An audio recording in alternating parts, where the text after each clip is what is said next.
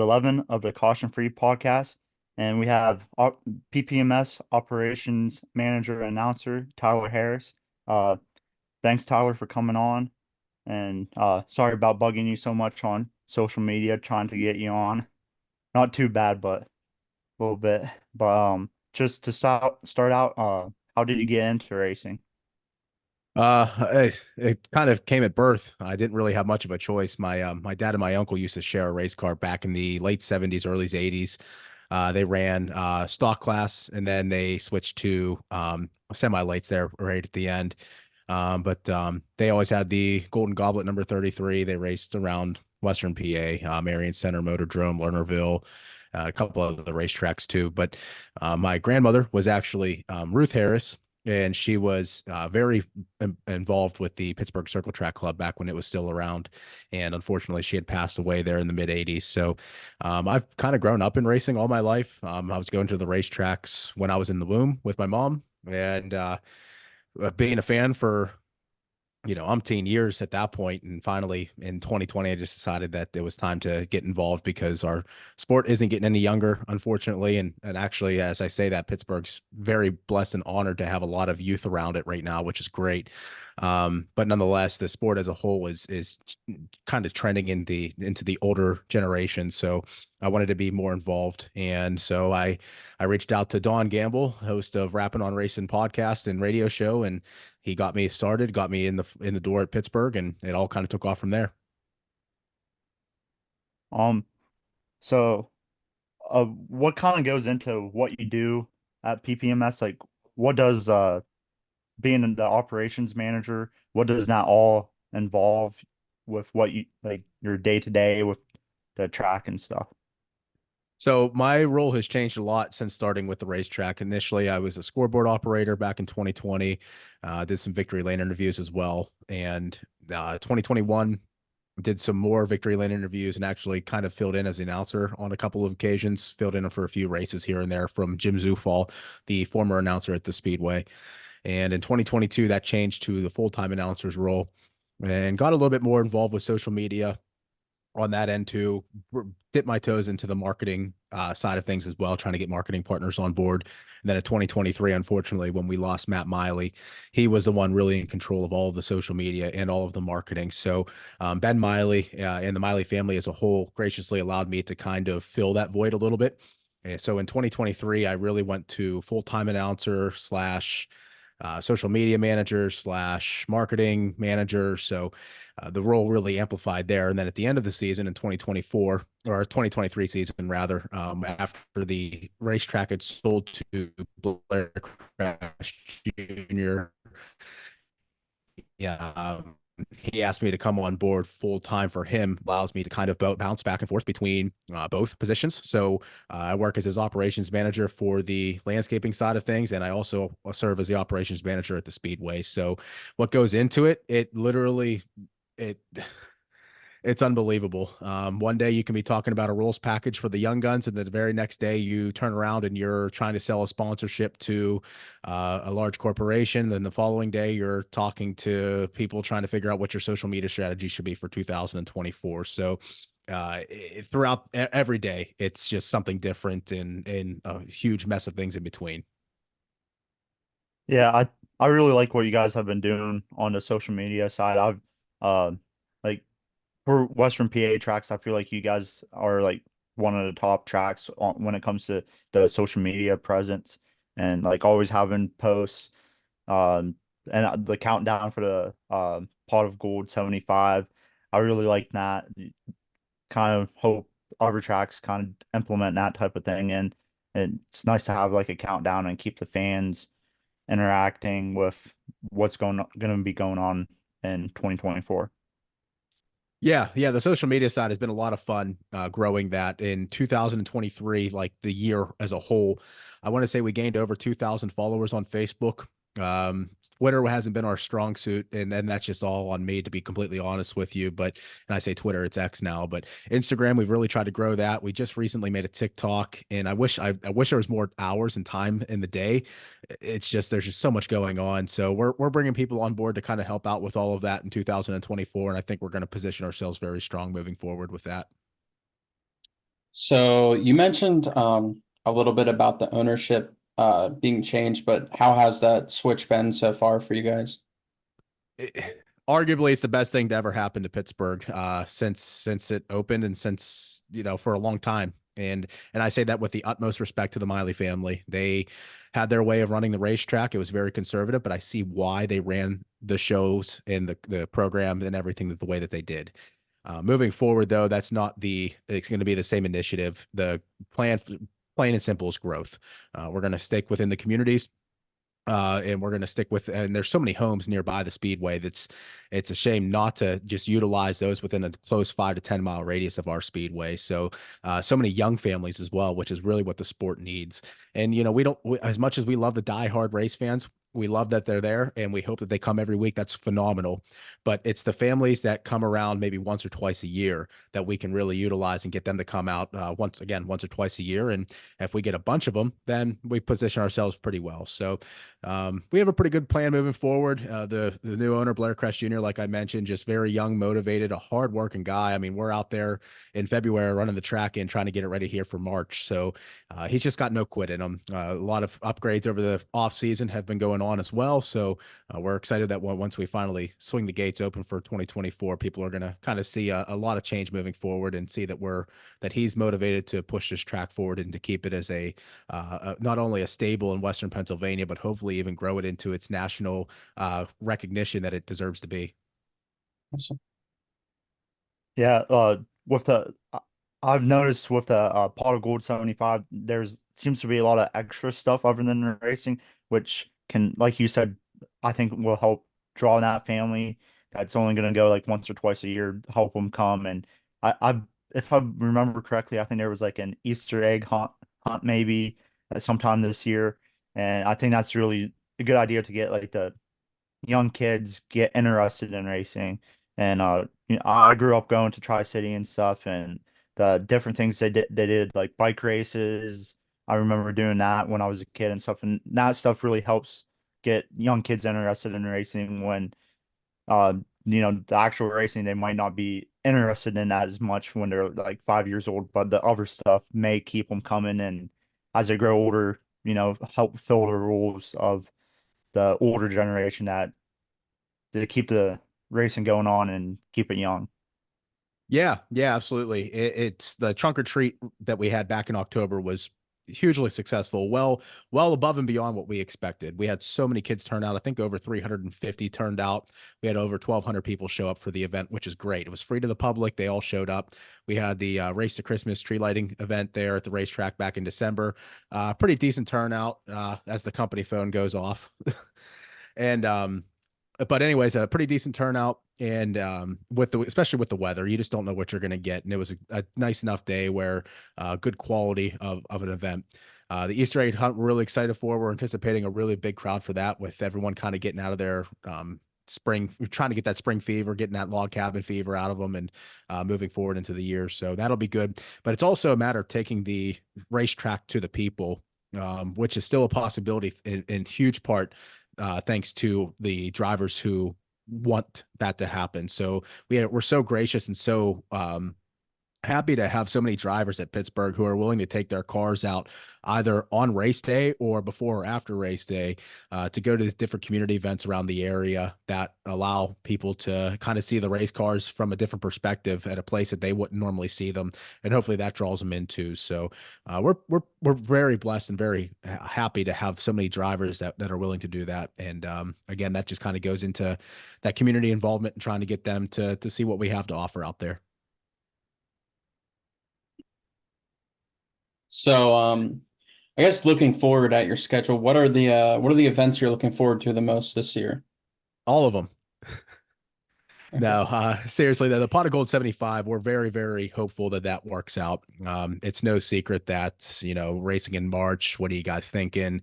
The weather could go one way or the other. And if it hits, if we get a nice 50-degree day and it's sunshine, we wave that first green flag at 1 o'clock or so, we'll be in great shape. And that's the hope in the dream there. So really excited for the pot of gold 75 to have a show of that caliber kick off our season. I think that it's a very unique situation. The Fast on Dirt series, which obviously a lot of curiosity and animosity around that series now that they're kind of taking over as the placeholder for the former All-Star series. The ULMS late models, their first visit back to the Speedway since 2017, and then the SCDRA Northeast series, their first visit since, or first visit ever, and they're racing for 2,500 to win there. So we anticipate real nice car counts on all three of our divisions there. And plus, I think that event's going to be really fun with all the Irish theme going on, the wheelbarrow race. We might have some Irish food there. We have a bagpiper coming, so it's just a different experience that you wouldn't typically get to see at a racetrack. Besides that, I mean, obviously you've got the Pittsburgher. That's a big deal. The Blue Collar Brawl coming up on August 31st with the Fast on Dirt series as well. Summer Heat Wave 25 coming on August the 10th. Our 4 Rush late model series races, the Bill Hendren Memorial, the 2 nights of that during Pittsburgher weekend. Then you've got the Herb Scott Memorial, the Jook George Steel City Classic. Then 2 Penn Ohio Pro Stock Championship races, the Ed Laboon Memorial and the Bob Walters Memorial. So there's just so much going on that schedule. It's very jam packed. And if you haven't seen it already, just go ahead over to ppms.com/schedule. Check it out. We put a lot of time, effort, thoughtfulness into that schedule, and I think it's one of our strongest ever.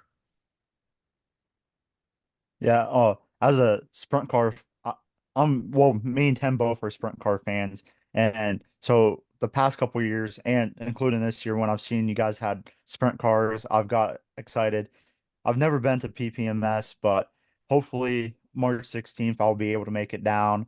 Thought about going last fall, Labor Day, but Labor Day weekend, but things just didn't work out where I can make it. But I'm really excited about maybe making a couple trips down this year and seeing the big half mile and just taking it all in and marking another track on off the list of tracks I want to go to. Yeah, you got to come out. It's pretty cool seeing them sprint cars go around there. The High Line is definitely one to watch whenever cars hook up there.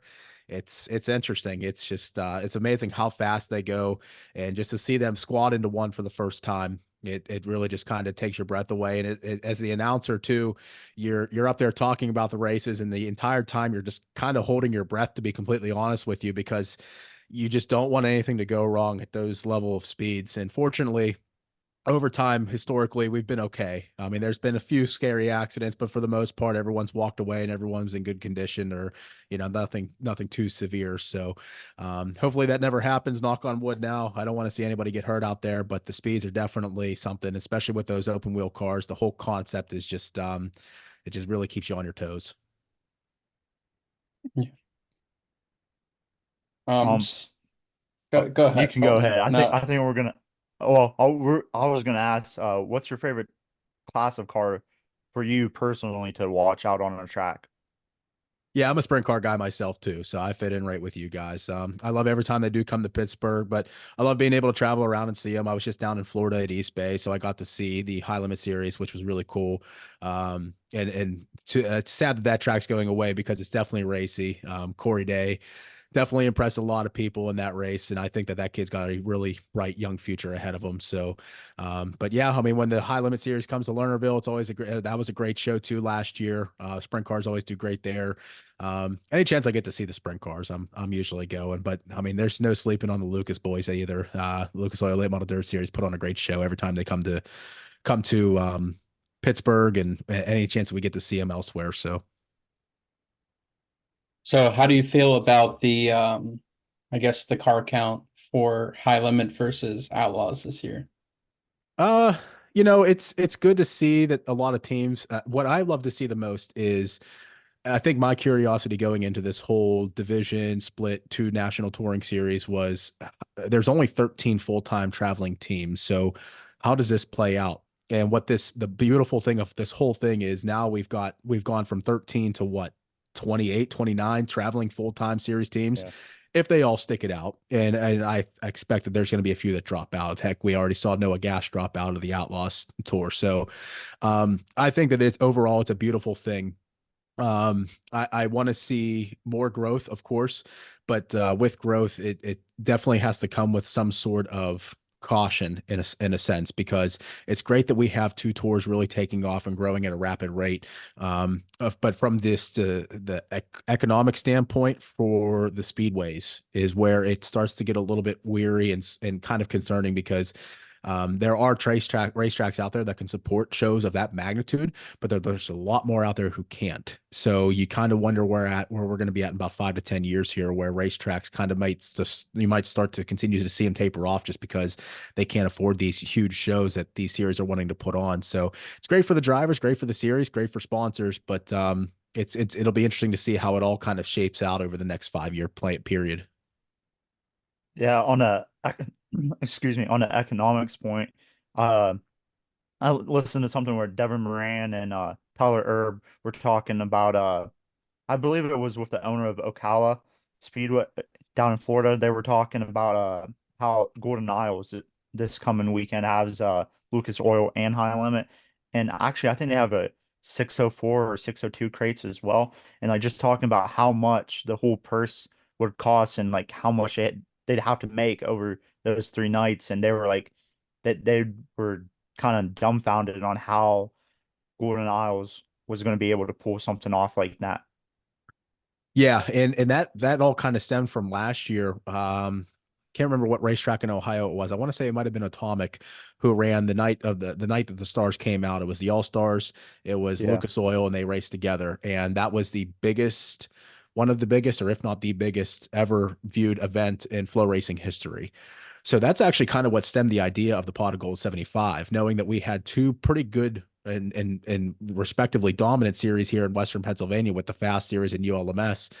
I said, well, if they can do it, let's try to do our Western PA spin on it too and see what happens. So, um, anyways, yeah. So now you see that a couple times through the schedule where it's going to be Lucas and High Limit racing together, and I think that's beautiful. I think it definitely stands to impress a lot of people. It's a very high magnitude show, but yeah, from an economic standpoint, I'd love to see how that shapes out, because I see what the Pittsburgher alone costs, and to add more to that would be pretty unsettling. So, I hope it really works out. I really do. And same for any track who has it. I think they're going to do that a couple more times throughout the year. So any track that takes that on, God bless them. I hope it works out for them. I don't want to see anybody struggle through that. So. Yeah, I think Atomic is supposed to have it, uh, the Lucas Oil and high limit for like a 2 day show as well later in this year. And I think there might be one more, but yeah, I like as a fan, I was just thinking, oh, that's pretty awesome. And then you'd have Kyle Larson is going to drive both the late model and sprint car, but then kind of like listening to them talk about like the economics, and I was like, yeah, I didn't really think about that. And I'm like, that hopefully that works out. But I think I'm excited for the Pot of Gold 75 with the on dirt series and the ULMS and the SCDRA as well. And so I think that's going to be a really good event. I mean, you see the Icebreaker at Lincoln do really well, and I think uh, it'll do really well at PPMS in March, since it'll be the first race of the year out here, and it's exciting, and people want to get out of the house and see some dirt racing. Yeah, and that's kind of why you can afford to kind of take this big of a risk early on, because A, you're the only show in town, and B, the show of this magnitude is something that a lot of people have wanted to see. People like, you got your late model fans, your diehard late model fans, and your diehard sprint car fans. And I think over time, for the most part, actually, and I could be wrong with this opinion, but I think over time that distance between the two have kind of merged a little bit. I don't think that there's that big of a distance between those two sets of fans any longer, but I could be wrong. But nonetheless, I think that no matter what, if you're a diehard sprint car fan or a diehard late model fan, you have a reason to come to Pittsburgh and come watch this thing. And I'll be honest with you too, those SCDRA Northeast Sport Compacts, they're sneaky. They will steal the show on March 16th if we get that show in. I'll put my money on it right now. Anytime that we've had a large 4-cylinder special out there, they just absolutely blow the doors off of anybody else racing that night. And I think that whenever you got guys coming down from Canada and everywhere in between, down North Carolina, you're going to see a lot of high magnitude drivers come out, and they love that big half-mile racetrack. So I think they really pose a threat to steal the entire show. So I hope I'm right, to be honest, because them guys deserve it. They're fearless. I couldn't go out there in one of them four cylinders like that and go race them things. Them things are too fast for the size of cars that they are. So God bless them. So, other than like PPMS, what are your favorite tracks around here or in the US in general, I guess? I grew up at Lernerville. I live about 20 minutes away from Lernerville. So just about every Friday night I was there with my dad, my brother, and my uncle and my grandpa and everybody. We all sat together right there in section D, I think it is. So Saturday night tracks, I love Marion Center, to be completely honest with you. That egg-shaped 3/8 of a mile tan clay.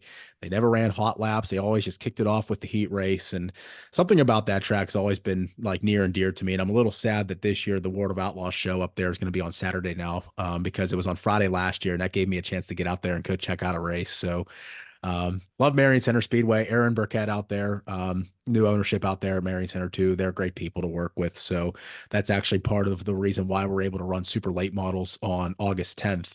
We're going to give our rush late models the night off so that they can possibly go up to Marion Center should they so choose to go race in their rush late model touring series race. And in exchange, the super late models are going to come down to Pittsburgh and race for a special too. So with a Pittsburgher provision on the line, I imagine that we're going to get some pretty decent caliper cars there to come try it out. So, other than that, you got your outside of the racetrack too. Eldora is great. Port Royal is great. The big national tracks. But something about them hidden gems like Marion Center that not too many people know about.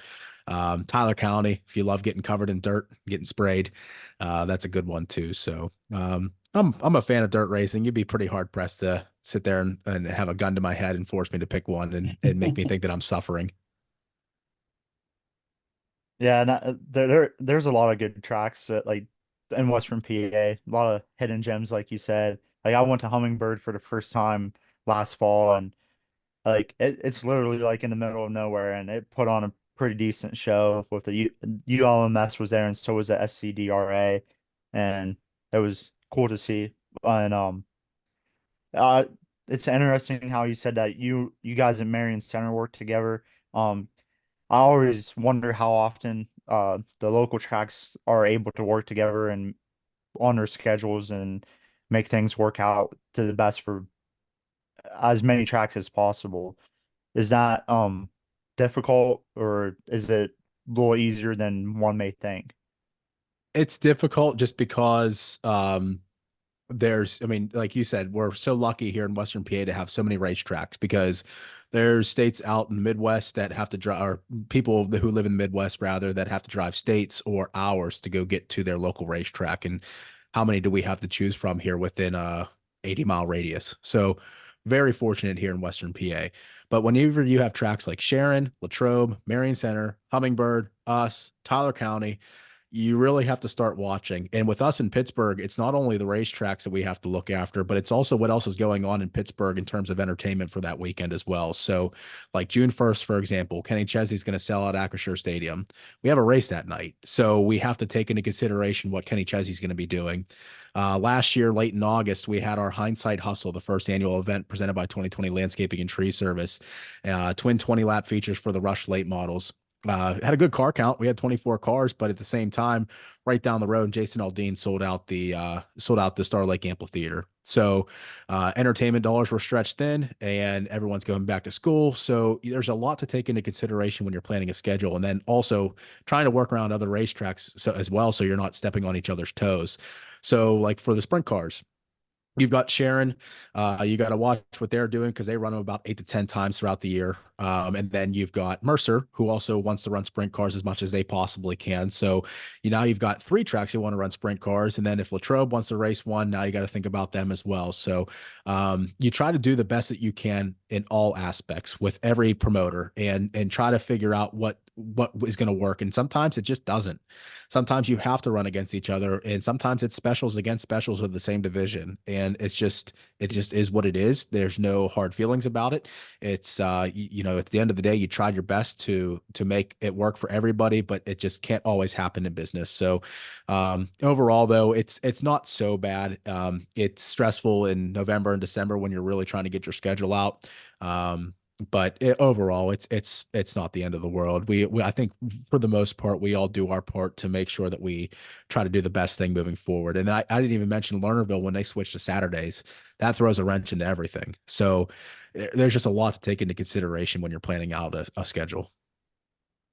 Yeah, so far with all the schedules that have been released, it seems like I don't think there's any 410 sprint car shows that overlap with the tracks you named so far. Tri-City still has to release their schedule, but they primarily race on Sundays, so it should be pretty okay with them getting when they release their schedules. I think there won't be too many conflicts between the tracks when it comes to sprint cars. Other classes, who knows?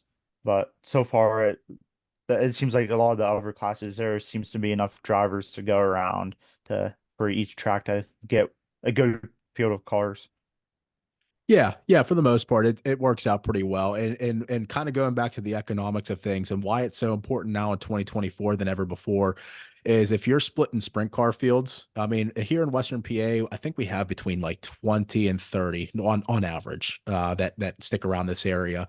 So when you're splitting fields of 20 or 30 cars, it's not good for either racetrack. And as this continues to increase with purse and you got to pay a higher purse because these cars are getting more expensive, it just creates a really difficult situation for everybody involved if we schedule competing races against one another. So that's why you always try to do the best anymore, because it's not just going to hurt the fans, it's going to hurt the track as well as this sport continues to trend upward in terms of cost. So, who are you gonna like keep your eye on this year, racing wise? I mean, at PPMS, let's talk about that, and then like on a national side too, who are you trying to keep your eye on racing wise? Well, I already said Corey Day. Yeah. I think that's the most thought-provoking one because what, 16 years old, racing full time, going to high school online now. And I think that to be 16 years old and be put in a situation like that, it's really impressive. So and I it'll be fun. Ryan Tim's kind of cooled off a little bit. So you kind of wonder if Corey Day will have that same effect, or it's just hard to say. Um, so on the national level, yeah, you definitely look at that. You got to see who's going to be the one to challenge RTJ in the Lucas Tour. Um, I just don't know who it is right now, and I hope somebody presents himself. I look to see Turbo have a better year. I just think it's kind of hard to have two back-to-back struggle years like that. So I think Turbo's going to have a more impressive 2024 on the national level. On the World of Outlaws side, I'll be honest. I probably don't follow it as close as I should. Dennis Erb had a pretty rough 2023, so I kind of want to see him do a little bit better too. But it's tough to beat Bobby Pierce if he commits and sticks out the whole schedule again.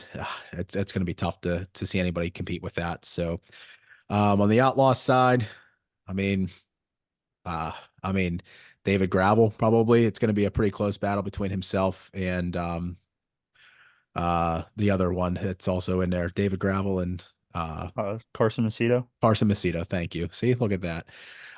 It's funny how you kind of lose focus on the national level stuff whenever you're involved so heavily in the local stuff. Mhm. But transitioning to the local stuff at Pittsburgh, Cole Petrell was the track champion last year in the Rush Late Models. Um, I don't know what his plans are for 2024, but I think you might see somebody else come up through and try to challenge that. Brandon Burgoon had a very solid year in the 5X car, the Ken Chernick, Bob Benzone machine. So I think that he might have a promising year. Pro stocks, AJ Poljak's back-to-back champ. Nick Kachub is always strong there. We saw a lot more of Brett McDonald as well last year. So I wonder if he'll kind of come on and continue to race that a little bit more. And if he does, where he's going to stand in the point standings come year's end. So um, hobby stocks, that's honest to gosh. If you've never been to Pittsburgh before, the most slept on division there is the hobby stocks, hands down, no doubt about it. Every week, those guys and gals put on a phenomenal show, 4 or 5 wide sometimes, just absolutely having a blast out there. So it's kind of hard to bet against the Catellus. They're typically pretty strong there. Steven Sheltman, the 5-time track champion, just moved up to the pro stock division. I think that he might be a pretty good shoe in for a track championship in the pro stocks, to be honest. But Catellus are pretty good. We've got a lot of youngsters coming up through, Matt Bernard and Mark Corio. They're pretty strong. So I look to see if they don't have strong years as well. and a lot of other drivers out there that have just been slowly progressing as well. And I think they're ready to kind of hit those top fives and wins. Four cylinders. Susie Rudolph has been very strong in the four cylinders. She's won a ton of track championships in her youth, and the most winningest young gun female competitor, or rather most winningest female competitor in track history. So if she continues to come back in 2024, I think it's going to be a lot more winning for her as well. A couple other drivers too, John Gill and Cameron Hollister, Tyler Hollister rather, pretty strong drivers as well. And then young guns, we have a few returning drivers as well. Gavin Kukulis, Sadie Snatchko, a lot of returning drivers in the young guns who are going to try to pit themselves in another track championship situation. So AJ Manganello, and I think we have like 3 or 4 other ones coming up too, new ones that I am not familiar with yet. So a very long way of answering. There's a lot to look forward to in 2024 in terms of drivers who are going to really prove themselves. And I think Pittsburgh's going to be one of the tracks that show that in its highest example. So this next question is kind of more of a us wanting to kind of get an idea of how things work. So we're thinking of maybe doing like going to tracks and creating some content with like, you know, maybe like asking drivers questions and stuff, like, and maybe doing some like a little bit of video of like the, maybe not like of the track while racing's going on, but like the walking up to the track and just, you know, a sweep of the track. Is there like anything we should do, like media, like do we need to get media credentials or anything through the track so that we're okay to do it and not get in trouble with the track for creating content? Yeah, so like for PPMS, we just ask anybody who's requesting media credentials to do so on our website. I want to say it's in our fans tab, but I'm not 100% sure. It's somewhere on our website. We just got a new website this off season, admittedly, so I haven't spent a whole lot of time knowing it off by heart. So my apologies for that, but it is on our website. If you search media credentials, it'll pop up though. So that's my recommendation for us personally, and I'm sure a lot of tracks will probably do the same thing. Whether or not they approve is a different story, but as a fan, I think any racetrack regardless, would love to see fans such as yourselves and people doing this type of stuff with these podcasts and stuff like that to do more video vlogs and stuff like that on YouTube because it's just hugely beneficial and in every stretch of the imagination, just for people like yourselves to show your experience at the racetrack and to show, you know, just what it's like to be there. And I think that there's some of that is missing. So I think YouTube is going to be a very, very big thing moving forward for racetracks. I think that there's so much growth still yet to come on YouTube, which is hard to believe, but I think that there's so much more coming on YouTube that us as a racetrack, I know that's one thing that we really want to try to focus on moving forward. So, yeah, I mean, that would be my recommendation. Just no matter which racetrack you look at, just make sure that you reach out and apply for media credentials. And if you get them, great, that's wonderful. But if you don't be discouraged. Show what you can do pro bono. Show what you're willing to do, and hopefully, after seeing that, then they decide to maybe bump you up the list there. So it's tough. Not all. There's sometimes it's a space issue. Sometimes it's a safety issue. So don't get discouraged. It's not. It's not a personal reflection or by any stretch of the imagination. It's just there's a lot that goes into it with insurance and making sure that people understand where to be, the right place at the right time, and where not to be. And you just got to trust those people who you have in those positions. Yeah, thanks for letting us know and stuff. And I figured that you guys had some type of process to apply to and stuff, but it's just nice to kind of have an idea of it before we go ahead and start looking for it and figuring it out. But and thanks again for letting us know about how to go about it. So, Yeah. sorry not to cut you off, but so Biggie mentioned to us that he's also a high or a middle school principal, and I just wondered, are you doing the stuff at PPMS as like a full-time job, or is this like you work it in as much as you can? Yeah, so prior to working with Blair full time, yeah, I just worked it in, which was very, very time consuming and difficult. There was no separation of work and play, really. It was just if I wasn't at my full time job, which I used to be a machinist, if I wasn't at my full-time job working as a machinist, in my downtime, I had some time to play around on Canva and make some graphics and stuff like that, or make some phone calls in between runs. But now I have a little bit of freedom back on my weekends, which is wonderful because I am bouncing back and forth between running operations for 2020 landscaping and tree service and running operations for the racetrack. So yeah, so I'm pretty fortunate, honest to gosh. Very, very fortunate to be able to kind of fulfill my passion through my work in some capacity. So it's very time consuming at times, and hopefully the off season allows that to kind of, if you do your work in the off season, the rest of the season kind of just flows as it is. So that's the goal, is to try to get it all done now. So that way, once the season really gets rolling, 2020 landscaping and tree service will then peak up because it's March, April. People are starting getting their trees done and their landscaping done and stuff like that for the year. So the goal is to really be full bore with that, so that racing will probably inevitably go back to being in my free time in the evenings, on the weekends and stuff like that. So Nice. Yeah. So is there, I mean, do you have any other questions, Colton? I was just gonna ask how excited he was for this upcoming season. yeah, I'm pumped. I really am. And that's probably a pretty generic answer, but I just feel like there's just so much positivity, fortunately for us, through the diehard fans and just the people who know about the racetrack going into this season than ever before. And in very large part due to the sale of the Speedway. People are very optimistic of the potential that the Speedway has always held, being 10 minutes away from Robinson Township, which has over 13,000 hotel rooms, a mall, restaurants, entertainment, this, that, the other. You're 15 minutes from an international airport at Pitt Airport. You're 20 minutes from downtown Pittsburgh. So there's so much potential for us in our current location for any racetrack. I mean, even if we were a NASCAR sanctioned racetrack for, running the Cup Series, it doesn't really get much better locationally than what we have there at PPMS. So we actually had a guy, the Psychobilly Cadillac late model tour, I believe it was, who reached out to us for media credentials. We gave it to him for the Pittsburgher. He came out, watched the race, and then on Sunday, he went to the ballpark and watched a Pirate game. And he's from Kentucky. So, and he posted a really nice testimony about how great it was, his time was in Pittsburgh, and how much he really enjoyed himself. And it's getting people to see that, yeah, the Pittsburgher, that's where people come. We have a ton of people come for the Pittsburgher because it's a big show. It is a crown jewel show. Once again, 50,000 to win.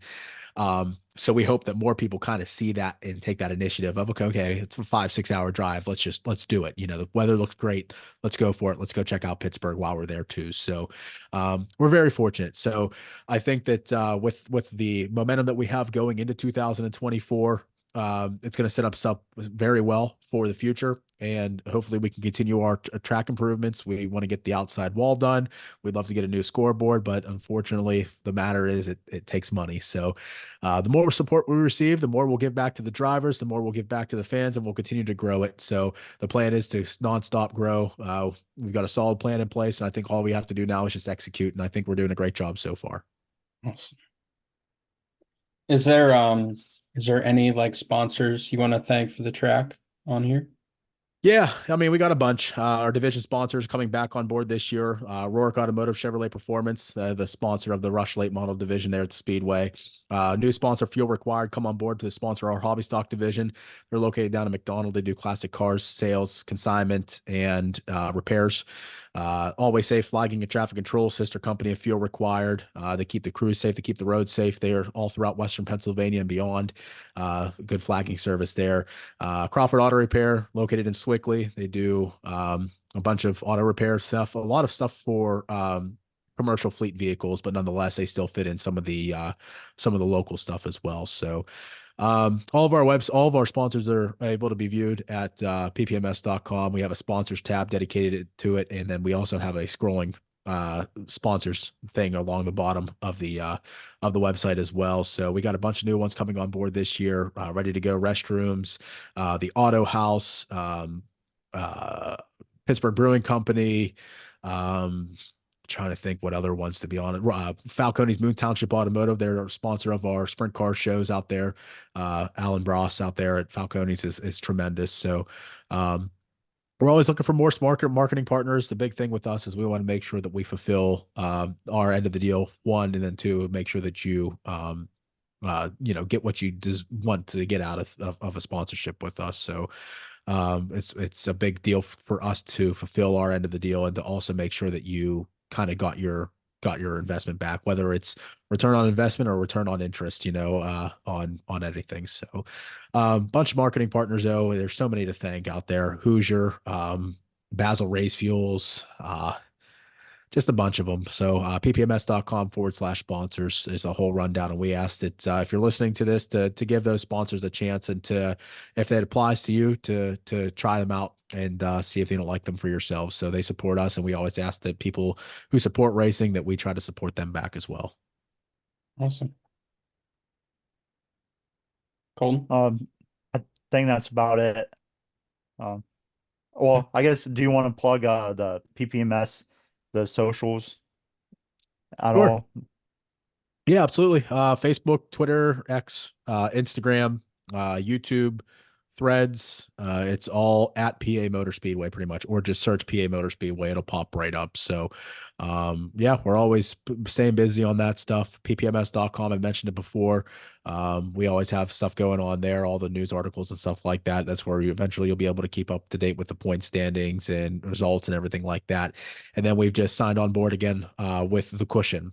So they'll be the exclusive streaming partner of PPMS for all of our races besides the Pittsburgher, which will be on Flow Racing. So the Cushion is where you can check out racing. If you're not able to make it to the racetrack, just go ahead and tune into the Cushion.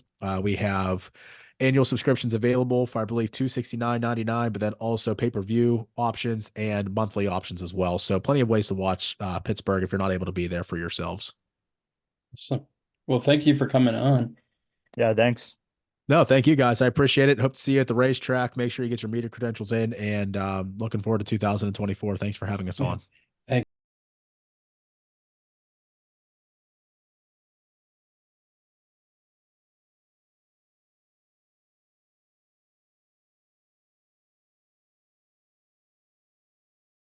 You with Tyler Harris, operations manager and announcer at PPMS. Um, you got anything to say about how good the interview was, Tim? No, I thought he gave us a lot of awesome info, and I think the reoccurring thing that we keep hearing from a lot of the social media guys is that the sport's not getting any younger. So it's like very beneficial for people like us, even small podcasts, to record, talk about the tracks, and then, go to the tracks too and just get our names out, get racing out, get the tracks out.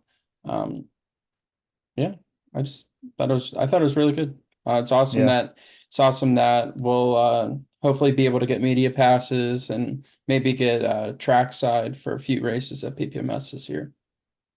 yeah. I think we kind of started this podcast as like a hobby, just something to do. But I think as we do it more and more, I think maybe like some long-term goals of ours as we continue to do this is probably could be help the growth of racing, just racing in general, especially dirt racing, and specifically in Western PA where we're located at, because maybe hopefully grow it as big as Central PA racing is, and like Knoxville area racing is, just keep it growing and get the purses up, make everybody be able to make some money off of racing, and keep putting on great shows for the fans. But Yeah. that's about it for this episode. So uh like, comment, subscribe, rate 5 stars, follow, on that jazz. We're on YouTube, Spotify, Amazon Music, Apple Podcasts. We're on social media, Twitter/X, Instagram, Facebook, Threads. Not very active on Threads, but pretty much just look up the Caution Free podcast and you should be able to find us somehow. Also in our link tree on our stuff. So yeah, go to PPMS from March 16th and enjoy some great racing down there.